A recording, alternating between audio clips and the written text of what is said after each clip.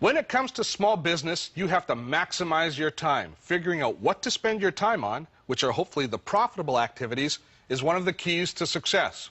We're continuing our look at do-it-yourself publishing today, and it's very appealing on a lot of levels.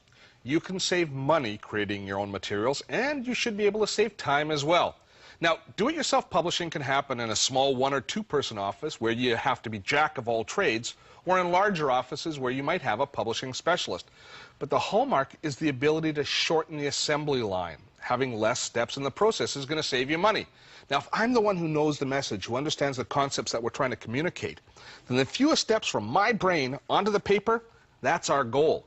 Now, I may know the message, but I may not be gifted graphically. So I either have to dump all of my knowledge onto a graphic artist, or I have to find some other form of support. And that support comes in the form of templates and wizards, which we can find in software like Microsoft Publisher. But there are other resources that you can also consider. For example, let's take a look at HP's in-house marketing resources at hp.ca/inhouse.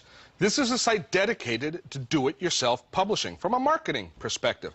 Now, they start out with a bunch of free classes, and I repeat the word free. Classes in using applications like Photoshop, Word Publisher, CorelDRAW, or even how to do things like run direct mail campaigns, design your own logos, or start on your first website. Now, taking these classes gives you a real leg up on using these applications. We've shown you Microsoft Publisher in the past on the show. Very easy to use as far as creating published documents. It's all template and wizard driven. Microsoft Word can do just as good a job as Publisher, but it's a little less intuitive. It's not designed with templates and wizards for creating these sort of documents, so you have to learn how to use it a little more effectively. But it's much more widely distributed, so it's well worth the effort of learning to use Microsoft Word. Once you've taken the classes, you can start looking through the other resources. They have guides, online guides, as well. They have a whole series of templates. Now, these templates aren't a lot different than what you might find in Microsoft Publisher, and indeed, some of them will actually work within Publisher. You see here's a list of really nice graphical looks, so find one that appeals to you for your particular message. I like this one here. And let's say I'm an urban company, a company that's doing urban reclamation. I think that this, graphically speaking, this brochure will be perfect once I plug my own photos and my own text into it. And I take a look here. I can download it for free into Microsoft Word and open it. So I've already done that. Let's show you how it looks once I've spent a little bit of time in it. So I downloaded it, and I started adding my own text. You Renew 2, that's our company that does all of the urban renewal stuff. So this is a brochure that I want to be able to hand out to tell people what we do. I've taken the content out of my brain, downloaded it onto the page. I haven't had to worry about the graphics. I can scale the photos, place the photos, do all those sorts of things right within Microsoft Word. And once I've done, I can print it out. But the key once you print it out is you want to have the kind of quality that you want to share to create the proper impression when you give it to people. We'll take a look at that for quality. Absolutely beautiful.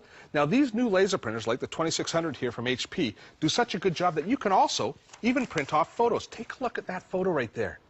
That is just spectacular. And this is printed on plain paper. I printed this on HP's advanced paper, which is still plain paper. It does a really good job. So for limited runs now of 5 to maybe even 100 or so copies, my color laser is the ideal printer. It's fast, and it provides incredible quality.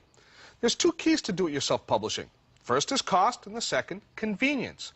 Now, cost is going to vary on the amount of color that you have covering each of the page, and also how many pages you're printing.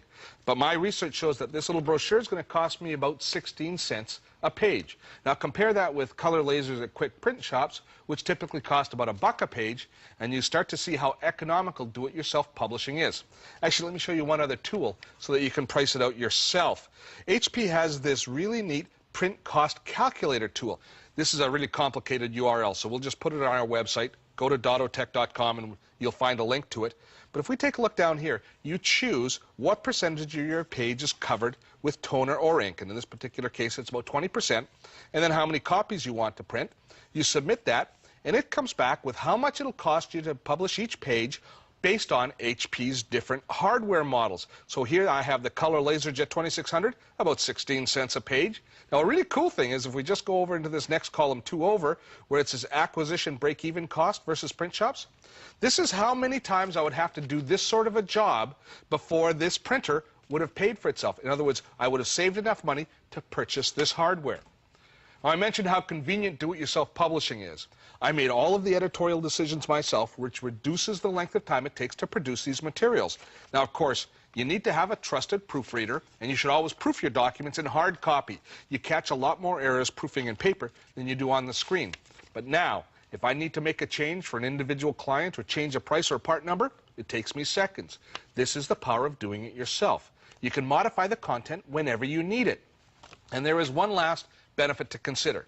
When you know that you can produce this sort of quality at very short notice, then you don't need to print up hundreds or even thousands of copies in advance. So you don't have to store boxes of brochures, and even better, you don't waste anything because of a change in your product or your message. We've all seen backrooms filled with cartons of old marketing materials that are now out of date. What a waste. It's better to just print what you need, and then when you run out, print some more. Do-it-yourself publishing gives you all of the control you need to save time, save money, save the odd tree, and look like a star while you're doing it. For more information about any of the products we cover on the show, drop by our website at dottotech.com.